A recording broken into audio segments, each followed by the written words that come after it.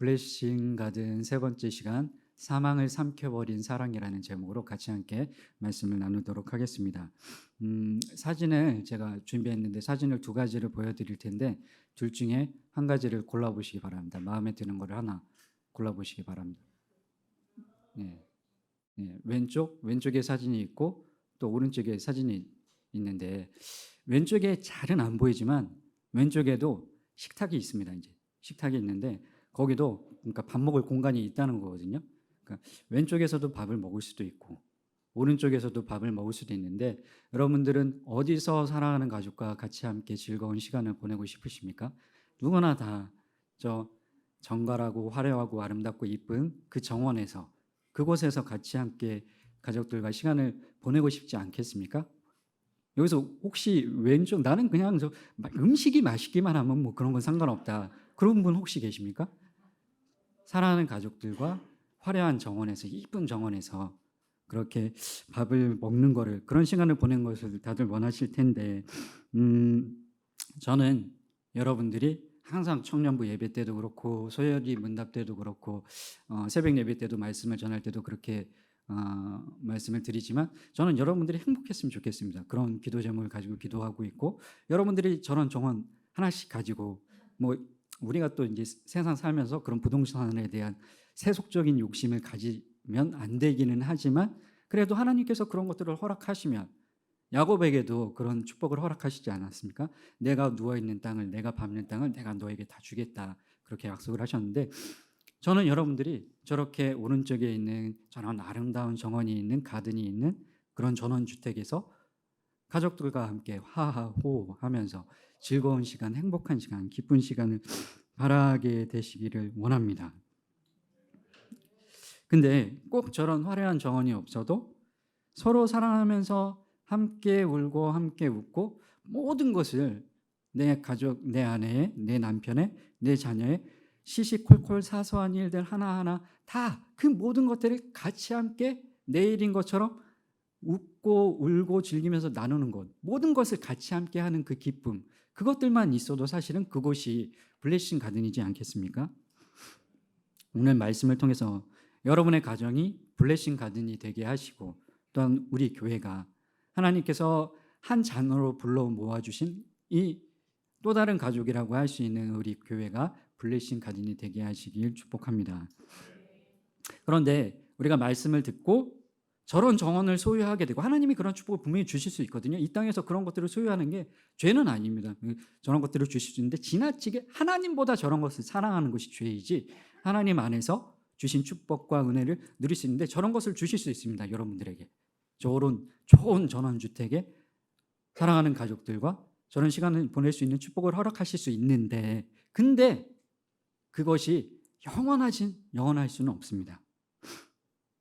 저런 분위기처럼 된다 하더라도 저 행복한 모습이 결코 영원할 수는 없다는 것인데 그게 무슨 얘기냐 하면 반드시 저 그림에서 저 오른쪽 그림에서 뭐 8명의 가족이 있지 않습니까? 뭐 부모님과 자녀들인 것 같은데 부모 형제 뭐 자녀들인 것 같은데 저 그림에서 분명히 시간이 지나면 지날수록 한 명씩 사라지게 될 겁니다. 영원할 수 없다는 겁니다. 누구나 죽음은 피할 수 없다는 것입니다. 저런 축복을 여러분들에게 저에게 허락하실 수 있는데 누구나 죽음을 행복을 누릴 수 있지만 그것이 이 땅에서 누리는 그 행복이 영원할 수 없고 모두가 죽음을 맞이할 수밖에 없는데 부모님이 혹은 정말 낮은 확률로 자녀가 먼저 아니면 남편이 아내가 그렇게 세상을 떠나고 이별하게 되는 가슴 아프게 이별하게 되는 경험을 우리는 피할 수 없는데 전도서의 우리 인생 사례에 대해서 이렇게 기록을 하고 있습니다. 같이 함께 전도서 3장 2절로 4절 말씀 읽어보도록 하겠습니다. 시작.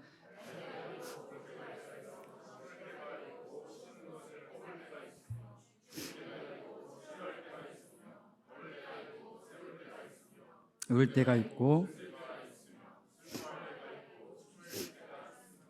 네, 전도서에서 우리 인생이 태어날 때가 있고 죽을 때가 있고 또 웃는 날이 있으면 슬픈 날도 있고 우리 이 땅에서 살아가는 인생살이가 그러하다. 헛되고 헛되다. 전도서의 기자 그 솔로몬이 모든 세상의 부귀 영화를 누려봤던 그 솔로몬이 먹을 것이나 입을 것이나 정말 뭐 여인과의 사랑이나 누구 세상에 그 누구도 부러울 것 없는 부귀 영화를 다 누려봤던 솔로몬이 저렇게 이야기를 하고 있습니다. 웃을 때가 있으면 계속 그것이 지속되는 것이 아니라 영원히 지속되는 것이 아니라 슬픔이 찾아오는 때도 분명히 있다. 우리 인생살이에는. 그리고 태어날 때가 있으면 그것이 영원히 지속되는 것이 아니라 이 땅에서 죽을 때도 있다. 솔로몬이 그렇게 이야기를 하고 있습니다. 저는 지난주에 지지난주 토요일에 한날 한시에 5월 20일 한날 한시에 가까운 사람의 기쁜 결혼식과 그리고 슬픈 장례식 소식을 들었는데 사진 한번 보여주시기 바랍니다. 저 이제 왼쪽에 보시면 그 믿음이라고 제 신대원의 1학년 때 룸메였던 친구거든요. 룸메이트인데 그 연애사 이야기를 다 듣고 뭐하고 이거 얘기될지 모르겠는데 뭐 결혼을 할까 말까 하다가 또 뭐 그런 일도 있었고 뭐 했는데 어쨌든 예, 잘 돼서 제가 옆에서 얘기를 듣고 정말 결혼하게 돼서 너무 기쁜 마음으로 저도 응원을 하고 기쁜 그런 날이었는데 5월 20일이 지지난 토요일이 결혼을 하는 날이었습니다.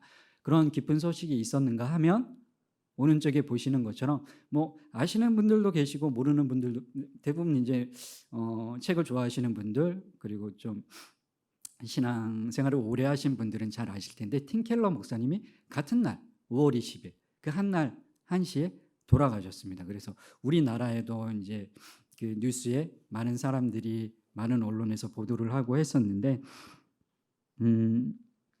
저렇게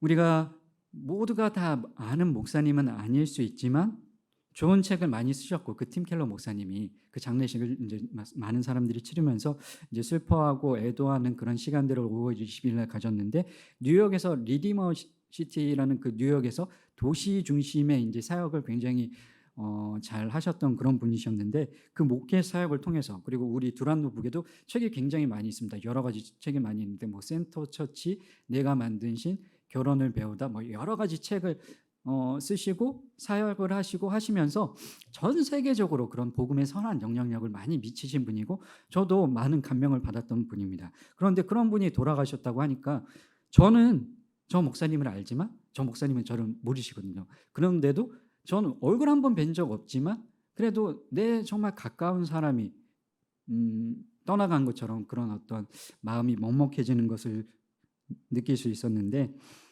한날 한시에 솔로몬이 이야기한 것처럼 뭐 결혼을 하는 사람도 있고 이 세상을 하직하고 하나님의 부르심을 받아 하늘로 소천하시는 분들도 계실 수 있습니다.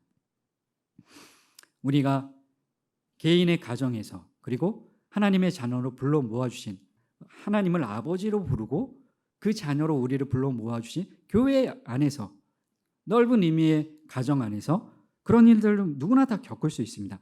생명이 태어나는 기쁨과 동시에 사랑하는 사람이 죽게 되는 슬픔과 아픔을 겪을 수 있는데 가정은 생명의 기쁨과 사망의 슬픔이 돌고 도는 시계와 같다. 그렇게 어떤 그 폭풍 속의 가정이라는 러셀 무어라는 목사님이 쓰신 책에 그런 내용들이 나오거든요. 그 책에서 러셀 무어 목사님이 이렇게 말씀을 하십니다. 믿음의 가정에서 자라는 아이들은 그 대가족일수록 더 그런 경향이 많은데 요즘에는 핵가족화되어 있어서 그런 것들을 자주 목격할 어떤 경험들이 줄어들고 있는데 대가족 안에는 그런 경험들이 많을 수밖에 없지 않습니까? 3대, 4대에 걸쳐서 같이 함께 모여 사는 가족들 안에서는 아이들이 자라면서 그런 부모님의 할아버지의 그 할아버지의 죽음과 그리고 또 내 밑에 동생의 조카의 태어나는 그런 모습들을 보면서 아이들이 자신이 어디에서 시작되었고 어디서 끝나는지 가족들의 출생과 장래를 보면서 아이들은 깨달아 간다. 그렇게 이제 러셀 무어 목사님이 이야기를 하시는데 넓은 의미, 성경적인 의미에서 보면 우리가 지난주에도 현재호 전도사님께 말씀을 들은 것처럼 교회 안에 모인 우리도 한 가족이지 않습니까? 우리가 교회 안에서 우리는 하나님 안에서 한 가족입니다. 하나님께서 자신의 자녀로 부르심을 입은 자녀들이 모인 교회는 또 다른 우리의 가정이 되는 것입니다. 좁은 의미의 가족에서도 그렇고 넓은 의미의 성경적인 의미의 가정에서도 그렇고 우리는 서로 출생, 결혼, 장례식 그런 것들을 보면서 함께 울고 함께 웃는 그런 마음들을 나누면서 우리가 어디로부터 왔고 이곳이 우리의 본향이 아니라 우리의 돌아갈 곳은 하나님께서 계신 저 본향 땅이 예비된 곳이 있다는 것을 우리는 어렴풋이 깨달을 수 있게 되는 것입니다. 최근에 여러분들 주위에 가까운 사람의 결혼식이나 출산, 장례식을 결혼 경험을 해본 분이 있으십니까? 저희 하른 성도님, 변정아 성도님 오늘도 용감하게 또 나오셨는데 변정아 성도님 가정에 얼마 전에 이쁜 오니가 출산을 하지 않았습니까? 우리가 계속 10개월 전부터 같이 함께 기도를 했었는데 그런 기쁜 아이가 태어나는 출산의 기쁨도 있고 또 결혼식에 다녀오신 분들도 계시고 장례의 소식 그런 혹시 장례의 소식 들은 분들 계십니까?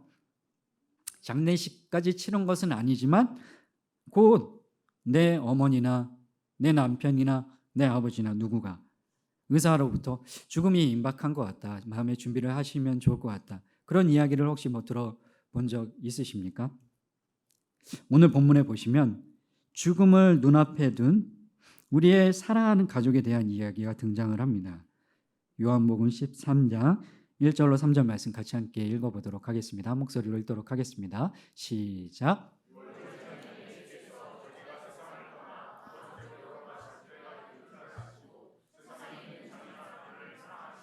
끝까지 사랑하시니라.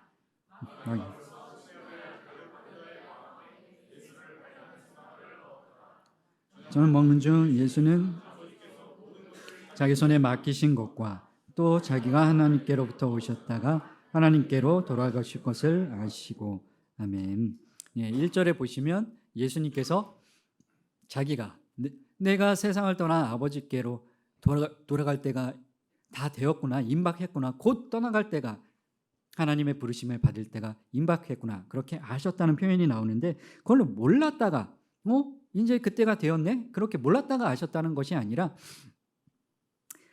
그때가 계획하신 우리를 구원하시기 위하여 십자가에 달리실 그때가 이제는 사역을 어느 정도 다 마무리를 했고 3년 동안 공생의 기간 동안 병자들을 치료하시고 제자들에게 그 생명의 능력의 복음의 말씀을 전하시고 진정한 새 계명이 무엇인지 알려주시는 그 귀한 사역들을 3년 동안 다 행하신 이후에 이제는 하나님께로 갈 때가 다 되었구나 그것을 아시고 그리고 이제 돌아가실 것을 우리 사람의 인간의 표현으로 하면 돌아가실 것을 아셨다는 표현이 1절에 기록이 되는데 3절에도 또 그 내용이 반복이 되고 있습니다. 반복해서 예수님이 하나님께로 돌아가실 것을 아셨다는 표현이 나오게 되는데 그 자리가 어디였습니까? 내가 하나님께로 돌아갈 때 그 무덤에 십자가에 달려서 3일 동안 그 어둠의 흑암의 무덤 가운데 사망 권세에 잠깐 갇혀 있어야 될 그때가 임박했구나 그것을 깨달았던 그 자리가 어디였습니까?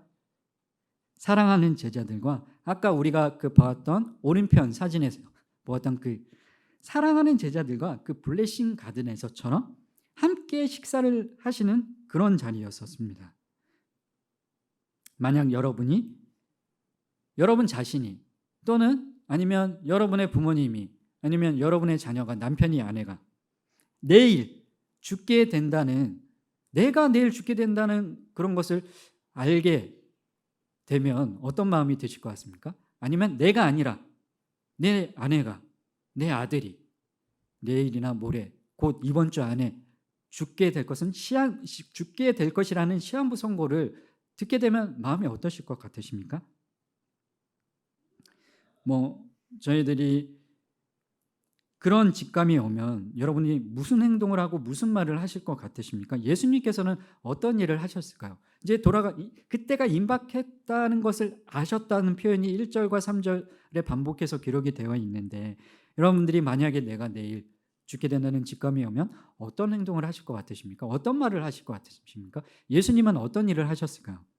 저희 어머니가 최근에 이제 입맛이 없다고 그러시면서 식사를 잘 못하시고 이제 살이 조금씩 빠지시니까 같이 식사 자리 블레싱 가든처럼 아름다운 이제 그런 정원은 아니지만 셋이 저희들이 이제 식사하는 식탁에서 어머니 아버지랑 식사를 하면서 엄마가 이제 어머니가 잘 식사를 못 하시니까 아버지가 괜찮아. 내가 잘 준비해 놓을 테니까 어디에다가 뿌려줄까? 저기 조치원에 그 과수원 어머니가 과수원에서 나물 뜯는 거 굉장히 좋아하셨거든요. 그래서 과수원에 거기에 뿌려줄까? 걱정하지 마. 내가 다 잘 준비해 놓을 테니까 우리 아버지가 그런 말씀을 하시면서 어머니가 아니 나는 산은 싫고 바다에 뿌려줘. 바다에 뿌려달라고 어머니가 뭐 그런 이제 농담 반 진담 반 그런 이야기들을 했는데 죽음이 임박하게 되면 사람들이 이제 그런 장례식을 어디에서 치러야 될까?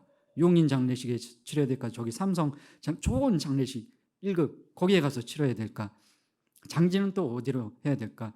뭐 유언은 어떻게 해야 될까? 그런 것들을 죽음 이후의 일들을 대비하고 준비하는 그런 경우들이 일반적이지 않겠습니까? 예수님은 그 죽음이 임박한 것을 아시고 난 이후에 무슨 일을 행하셨을까요? 요한복음 13장 3절로 7절 말씀 같이 함께 요한복음 13장 3절로 7절 말씀 제가 먼저 읽고 교독하시도록 하겠습니다. 저녁 먹는 중 예수는 아버지께서 모든 것을 자기 손에 맡기신 것과 또 자기가 하나님께로부터 오셨다가 하나님께로 돌아가실 것을 아시고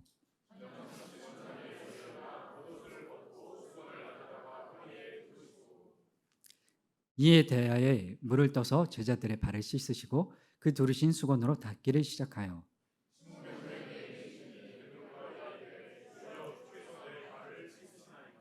같이 읽겠습니다. 예수께서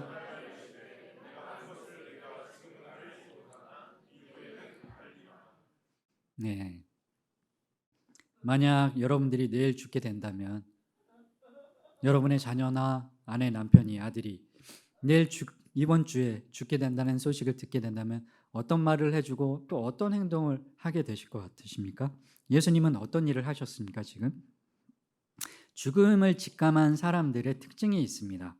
어떤 특징이 있는가 하면 자신의 죽음 또는 그 사랑하는 가족의 죽음이 임박했다는 소식을 들은 사람들은 그 사랑하는 사람에 대한 사랑이 더욱 깊어지고 그 사랑하는 사람에 대한 헌신하는 마음들이 더욱더 깊어지는 것을 느끼게 됩니다. 그런 경험들을 하게 되는데 요한복음 13장 1절로 3절 말씀 다시 한번 읽어보도록 하겠습니다.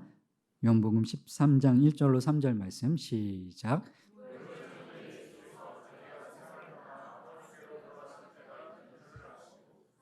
있는 자기 사람들을 사랑하시되 끝까지 사랑하시니라. 벌써 예수를 팔려는 생각을 넣었더라.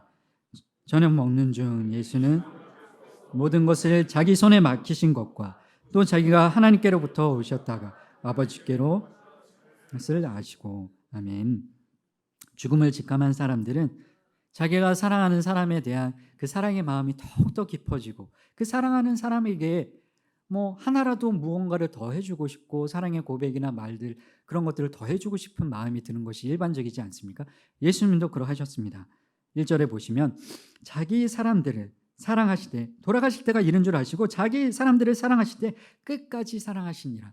끝까지라는 그 의미의 단어에 여러 의미들이 있는데 저 헬라 원어로 그 의미 안에는 무궁하다 그런 의미도 있거든요. 마지막이라는 의미 한없이라는 그런 의미가 있고 무궁하다는 의미가 있고 끝까지 사랑하다 뭐 여러 가지 의미가 있는데 정말 더욱더 깊이 그 전부터도 그 12명의 제자들을 사랑하셨지만 죽음이 임박해서는 더욱더 그 사랑의 깊이와 마음이 깊어지는 것을 예수님도 느끼셨다는 겁니다. 그때가 그런 마음을 그 죽음이 임박한 것을 느끼시고 그리고 그 사랑 제자들에 대한 깊은 사랑의 마음을 느끼신 그 자리가 어디였습니까? 사진 보여주시기 바랍니다.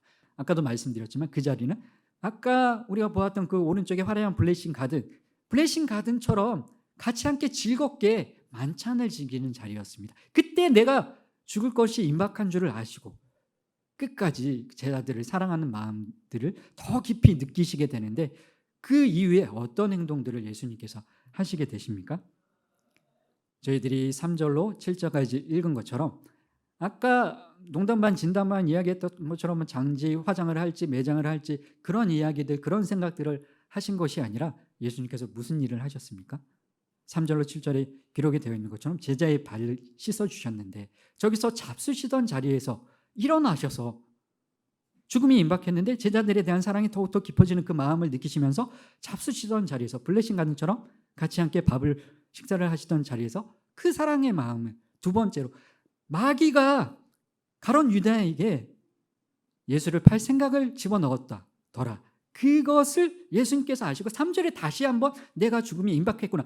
그 마귀가 그 생각을 집어넣었으니까 실천에 이제 곧 실천에 옮기겠구나. 이제 바로 임박했구나. 3절에 그래서 다시 한번 반복을 하시는 거예요. 돌아가실 때가 이른 줄 아시고 그래 내가 일어나야 되겠구나 하시면서 제자들의 발을 씻어주시는데 우리가 다 알지 않습니까? 예수님께서 제자들의 발을 씻어주셨다는 것을 죽음이 임박한 상황 가운데 사랑의 마음으로 제자들의 그 먼지 묻은 냄새나는 발을 씻어주시는데 어떻게 제자의 발을 씻어주셨는지 아십니까? 겉옷을 벗으시고 수건을 허리에 두르시고 그 표현들이 이제 나오는데 그리고 무릎을 꿇으시고 제자들 한 명 한 명 앞에 가서 겉옷을 벗는다는 것과 수건을 허리에 두른다는 것과 무릎을 꿇는다는 것이 어떤 의미인지 아십니까? 예, 종이 주인한테 하는 행동입니다. 뭐 요즘 말로 하면 건설 현장에 이제 막 전문 기술직 이제 기술이 있는 분들은 이제 막 옆에 연장들도 막 차고 이렇게 화려하게 막 그런 어떤 연장들도 차고 이렇게 미장하시는 분들 연장 이렇게 그 벨트 연장 벨트 차고 이렇게 작업을 하시지만 기술이 있는 전공이 있는 뭐 임금이 많이 임금을 많이 받으시는 분들은 그러하지만 근데 허드렛 일을 하는 사람들은 어떠합니까? 그냥 옆에서 청소하고 시다하고 하는 사람들은 그냥 막 이리저리 뛰어다니면서 겉옷을 벗고 그거나 마찬가지예요. 허드렛 일을 하는 사람 겉옷을 벗고 수건을 두르고 하인이 되어서 왕이신 예수님께서 제자들을 사랑하는 그 깊은 뜨거운 마음을 가지시고 친히 종이 되셔서 제자들 앞에 무릎을 꿇으시고 겉옷을 벗으시고 한 명의 발을 씻어 주십니다. 죽음이 임박한 상황 가운데 여러분들은 내가 내일 죽게 되면 내 자녀가 내일 죽게 된다고 하면 어떤 행동을 하게 되실 것 같으십니까? 예수님은 어떤 행동을 하셨습니까? 보통 자신의 죽음을 직감한 사람들은 가족들에게 뭐 반대의 경우도 있을 수 있지만 섬김을 받기를 원하는 경우들이 더 많은 것을 보게 됩니다. 그러나 예수님은 너희들이 내가 내일 죽게 되었으니까 나 저기 세계 일주 좀 한번 하고 싶다. 나 이거 망고 좀 필리핀에서 저희 어머니가 망고를 좋아하시는데 애플 망고를 좋아하시는데 그거 한번 먹고 죽고 싶다. 뭐 예수님께서 그런 말씀을 하신 것이 아니라 나를 섬겨달라. 나 이제 곧 죽을 날이 얼마 안 남았으니까 나 이것은 꼭 해보고 죽고 싶다. 그렇게 말씀하신 것이 아니라 죽음이 임박한 가운데 친히 나를 섬기라는 것이 아니라 친히 몸소 제자들을 섬기는 모습을 보여주셨습니다. 여러분의 남편, 아내, 부모님 혹은 자녀가 내일 죽게 생겼다면 여러분들은 어떻게 하시겠습니까? 이것 좀 부탁한다. 저것 좀 해달라.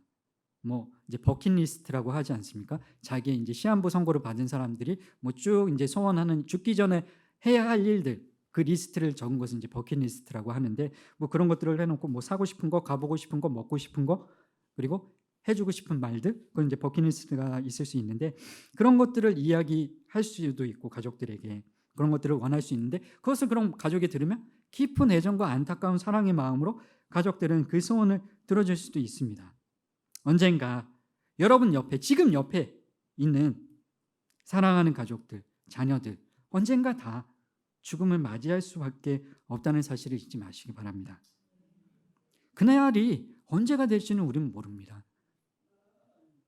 자녀들이 우리보다 더 오래 살지 아니면 우리보다 먼저 갈지 그거는 하나님 생사 여탈권은 하나님께만 달려있는 것이지 우리가 선택하고 결정할 수 있는 일이 아니라는 사실을 잊지 마시기 바랍니다. 오늘 내일 여러분의 자녀가 하나님께서 부르심을 받게 된다면 여러분 자녀에게 어떻게 하시겠습니까? 여러분의 남편이 여러분의 아내가 내일 하나님의 부르심을 받는다고 한다면 여러분의 남편에게 여러분의 아내에게 어떤 일을 해주고 싶으시겠습니까? 그날이 언제가 될지는 모르지만 그날이 내일이라는 마음으로 서로를 사랑하며 섬기시기 바랍니다. 죽음이 슬프고 서로의 사랑이 끝나는 것처럼 여겨질 수 있지만, 그러나 죽음도 끊을 수 없는 사랑이 존재합니다. 우리 인간의 사랑은 유한하지만 예수님의 사랑은 죽음도, 그 무엇도, 환난도, 공고도, 핍박도, 그 무엇도, 적신도, 위협도, 칼도, 그 어떤 것도 끊을 수 없는 것이 예수 그리스도의 우리를 향한 사랑이라는 사실을 기억하시기 바랍니다. 로마서 8장 35절 말씀 같이 함께 읽도록 하겠습니다. 시작. 그리스도의 사랑에서 끊으리요.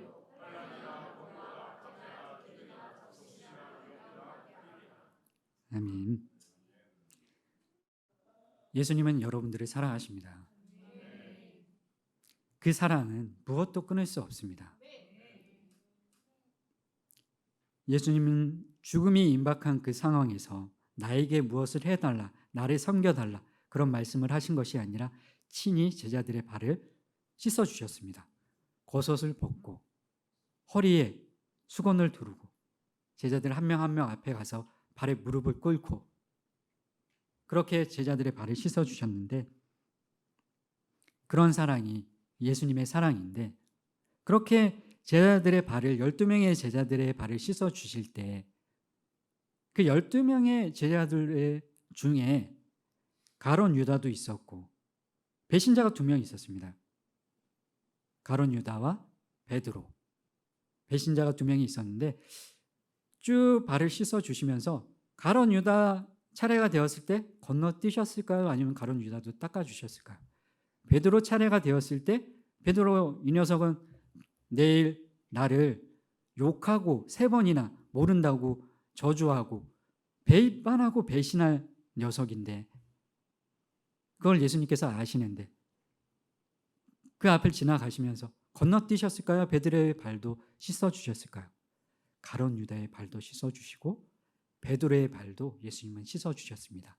예수님의 사랑은 환난이나 위협이나 기근이나 적신이나 칼이나 사단에 우리 사이를 끊어 놓으려고 하는 이간질, 배반과 배신과 아픔과 상처조차도 예수 그리스도의 사랑은, 우리를 향하신 예수님의 사랑은 절대 끊을 수 없다는 사실을 잊지 마시기 바랍니다.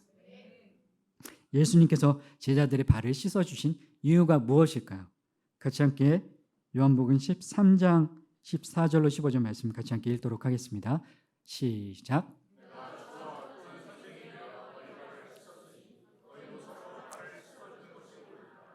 내가 너희에게 행한 것 같이 너희도 행하게 하라. 오늘 보연. 아멘. 예수님께서 보여주신 사랑은 배신자까지 품으시는 사랑이었습니다.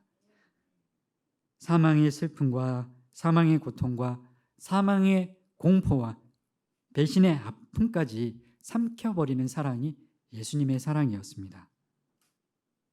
그런 예수님께서 우리에게 뭐라고 말씀을 하십니까? 13절 14절에 내가 너희에게 행한 것 같이 너희도 행하게 하려고 내가 본을 보였다 말씀을 하고 계십니다. 여러분들은 여러분의 자녀들이, 남편들이, 아내들이 살 날이 얼마 안 들었다는 이야기를 듣게 된다면 그 자녀에게, 그 남편에게, 아내에게 무슨 일을 해주고 싶으시겠습니까? 어떤 말을 해주고 싶으시겠습니까? 근데 그 죽을 사람이, 내일 죽게 된 그 사람이 나한테 평생 매질하고, 내 남편이 욕하고 돈도 잘 못 벌어오고 자녀들도 제대로 못 돌보고 그랬던 남편이었다 하면, 근데 그 남편이 내일 죽는다 하면 아내된 입장에서 그 남편을 어떻게, 무슨 말을 해주고 싶고 어떤 행동을 해주고 싶으시겠습니까? 내 자녀가 말씀에 순종하지 않고 계속 사고치고 공부도 못하고, 첫째 아이는 공부도 잘하고 착하고 잘생기고 말도 잘 듣는데 둘째 아이는 부모 욕하고 말도 잘 안 듣고 못생기고 질병도 있고 오늘 내일 하고 허약해서 계속 부모 속을 썩이는 아이였는데 내일 죽는다는 얘기를 듣게 된다면 그 아이에게 어떻게 하시겠습니까? 예수님께서 뭐라고 말씀을 하십니까? 예수님은 어떻게 하셨습니까? 예수님의 사랑은 어떤 사랑이었습니까? 배신자까지도 품으시는 사랑이었습니다. 여러분의 아내들이, 여러분의 남편들이 여러분의 마음을 아프게 하고 상처를 준다고 할지라도 그 예수님의 사랑을 기억하시면서 우리가 베드로가 그런 것이 아니라 가룟 유다만 그런 것이 아니라 우리가 얼마나 예수님을 모욕하고 멸시하고 경멸하고 배반하고 배신했습니까? 그러했는데도 불구하고 예수님을 우리를 포기하지 않으시고 우리를 구원하시기 위해서 우리 대신에 그 죽음이 임박한 줄 아시고 십자가에 달리신 분이 예수님이시라는 사실을 꼭 기억하시기 바랍니다. 세비야 이시도르라는 사람이 이렇게 말을 했습니다. 같이 함께 읽어보도록 하겠습니다. 시작. 오늘을 살아라. 내가 아니면 혹은 내 남편이 아니면 내 아내가 아니면 내 자녀가 부모님이 혹시 내일 죽을지 모른다 그런 생각으로 내일 죽을 것처럼 오늘 서로 사랑하며 섬기는 아름다운 가정을 이루시길 축복합니다. 예수님의 사랑은 죽음도 갈라놓을 수 없는 그 무엇도 끊을 수 없는 사랑이었는데 사람 사이의 사랑이 그런 게 가능할까 싶은데 근데 최근에 사람 간의 사랑도 저는 거기에 대해서 부정적인 입장이었는데 절대 예수님과 같이 그 정도의 사랑을 보여줄 수 있는 사람은 없다.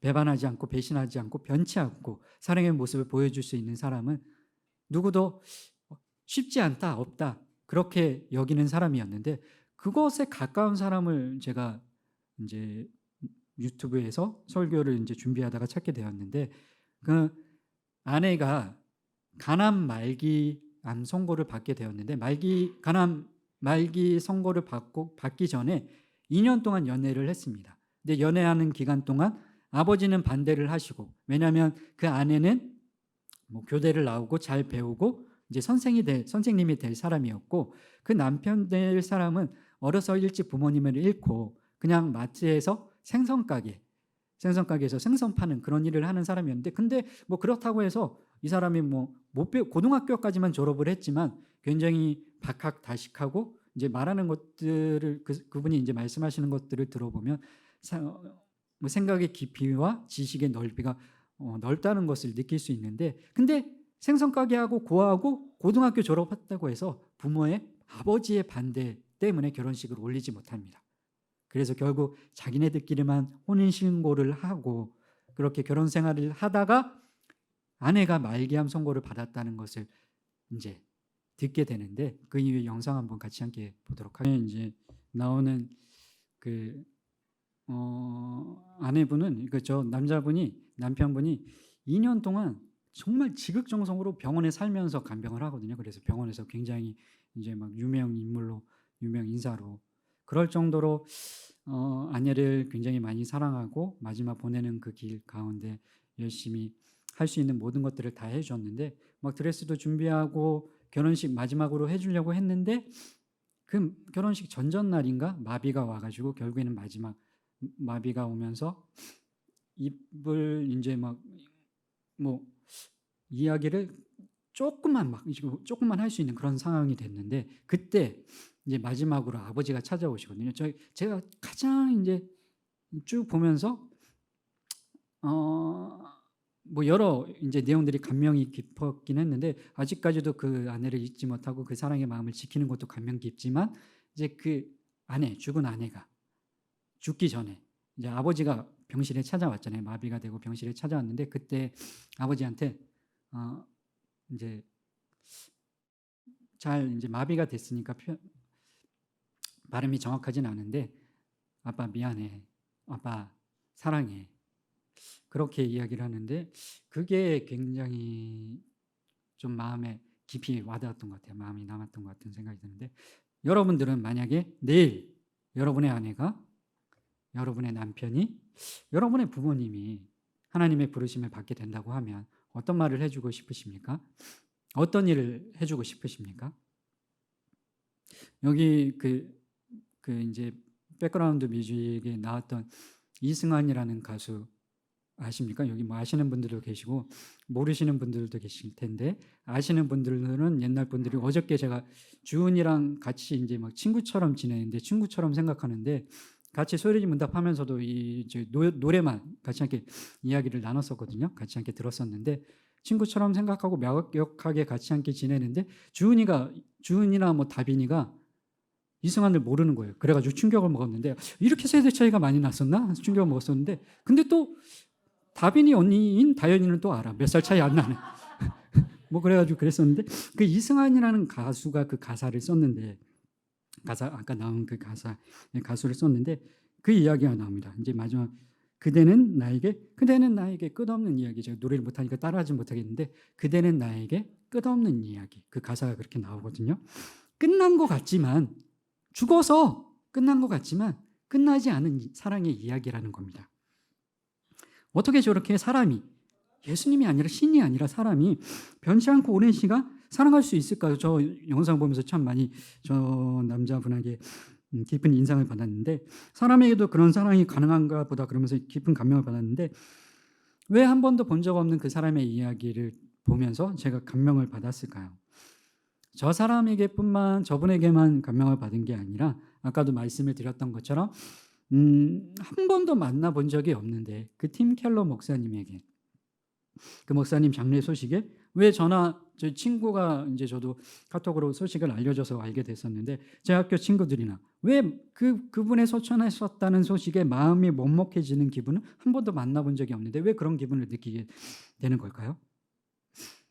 그분이 끝난 것이 아니라 그분이 남겨놓은 이야기가 계속되고 있기 때문입니다. 팀 켈러 목사님이 그리고 그 정창원이라는 그 남자분 안에 서영란이라는 분이 남겨놓은 이야기가 지금도 계속 이렇게 회자되고 이어지고 있기 때문입니다. 끝나지 않은 이야기. 이승환이라는 가수가 쓴 그 가사의 내용처럼 그대는 나에게 끝없는 이야기.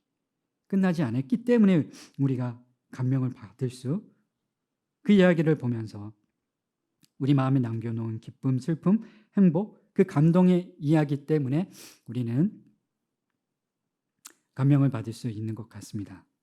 왜 우리는 2000년 전에 돌아가신 예수님을 여전히 기억하고 있는 것일까요? 많은 사람들이 여전히 예수님을 왜 기억하고 있는 것일까요? 예수님께서 우리에게 남겨놓으신 이야기가 있기 때문에 그런 것입니다. 여러분에게, 여러분 심령에, 여러분 가족들에게, 여러분 삶 가운데 예수님께서 남겨놓으신 이야기가 아직도 계속되고 있기 때문에 사람들이 여전히 예수님을 기억하고 있는 것입니다. 겉옷을 벗어 던지고 허리에 수건을 두르고 무릎을 꿇으시기까지 왕이신 그분이 다 차는 존재를 그렇게까지 사랑하시고 그것뿐만이 아니라 내가 달려야 되는데 내가 죄인인데 내가 잘못했는데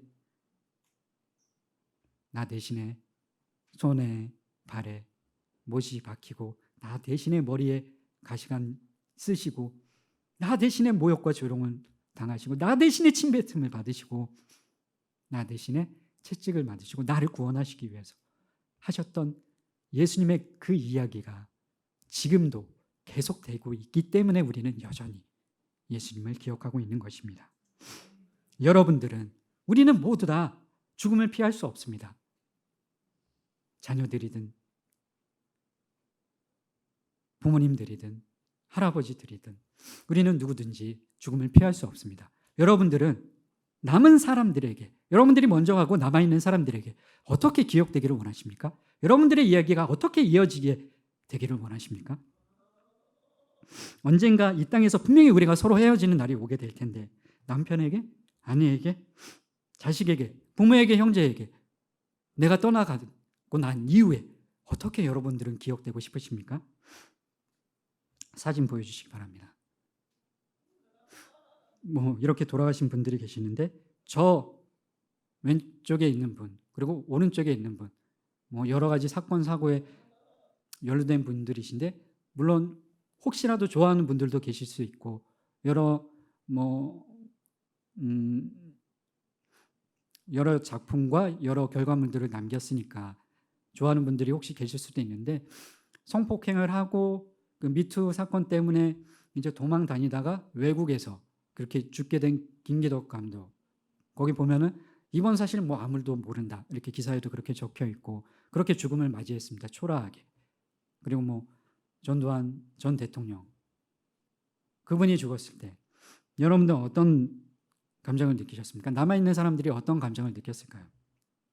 어떤 분들은 이분들과의 이별을 아이고 하고 슬퍼하신 분들도 혹시 계실 수도 있고, 어떤 분들은 정말 잘 죽었다, 정말 쌤통이다, 그렇게 생각하시는 분들도 계실 텐데, 여러분들은 하나님께서 부르셔서 이 땅을 떠나가고 이 땅에 나의 사랑하는 가족들, 그분들이 나를 어떻게 기억해 주기를 원하십니까? 내 이야기가 어떻게 계속 이어지게 되기를 원하십니까? 사진 보여주시기 바랍니다. 이 사진이 이제 작아서 잘 안 보일 수 있는데, 12월에 크리스마스 때 저희들이 블레싱 가든에서 식사를 하는 것처럼 정말 진수성찬을 차려놓고 식사를 예배드리고 사진을 찍은 그런 사진인데, 아까 맨 처음에 설명드린 것처럼 블레싱 가든에 8명의 가족이 있지 않았습니까? 그 8명의 가족의 행복이, 그리고 그 사진이 영원할 수 없다, 한 명씩 사라지게 될 거다 말씀드리지 않았습니까? 작년 12월에 찍은 사진입니다. 12월 말에 찍은 사진인데, 우리 많은 사람들이 모여서 저기서 같이 함께 사진을 찍었는데, 분명히 저 사진 속에 있는 분들도 우리 교회가 블레싱 가든이긴 하지만 저 사진 속에 있는 분들도 100년 내에 한 명씩 다 사라지게 될 겁니다. 이미 저 사진에서 떠나가고 사라진 분들도 계십니다. 다행히 사망해서 떠나신 것은 아니지만 마음 아프게 떠나신 분들도 계십니다. 최후의 만찬의 그 사진에 있었던 것처럼, 2명의 배신자가 있었던 것처럼, 저 사진에도 혹시 서로의 마음을 아프게 하는, 내 남편의 내 아내의 마음을 아프게 하고, 목회자의 마음을 아프게 하고, 순장의 마음을 아프게 하고, 내 마음을 아프게 하는 순장이 있을 수도 있고, 서로가 서로를 상처를 주고 서로가 배신하고 서로가 떠나게 되는 그런 일들이 혹시 벌어질지도 모릅니다. 유다뿐만이 아니라 베드로뿐만이 아니라 배반하고 배신하고 떠나가는 사람들이 저 사진 속에도 있을 수 있습니다. 여러분들이 떠나가는 때 남아있는 사람들이 여러분들을 어떻게 추억했으면 좋겠습니까? 한 명 100년 내에 다 떠나가게 될 텐데 우리 모두는 죽음을 피할 수 없습니다. 그런데 떠나는 사람은 뒷모습이 아름다워야 합니다. 예수님께서 우리에게 가르쳐 주신 것처럼 배신도 삼켜버리는 사랑, 사망의 공포와 사망의 슬픔과 사망의 고통마저 사망케 하시는 예수 그리스도의 사랑을 잊지 마시기 바랍니다. 요한복음 13장 14절로 15절 말씀 같이 함께 읽도록 하겠습니다. 시작.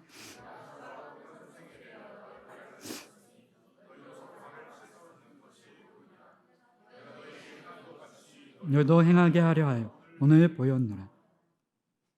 우리가 다 이해할 수 없어도, 예수님처럼 정말 온전히 다 그렇게 실천할 수 없어도, 다 따라할 수 없어도, 그 한량 없는 사랑을 우리가 다 흉내낼 수는 없어도 최선을 다하면서 살아갈 때 가정에서 여러분의 남편과 아내와 여러분의 자녀들을 깊은 사랑과 뜨거운 마음으로 섬기시고, 또 다른 가정이라고 할 수 있는, 또 다른 블레싱 가든이라고 할 수 있는 이 하나님의 자녀로 부르심을 받은 이 교회 안에서의 가족들을 깊은 사랑과 뜨거운 마음으로 서로 사랑하며 섬기시기를 축복합니다. 그렇게 할 때 여러분의 가정이 우리 교회가 블레싱 가든이 되게 하실 줄 믿습니다.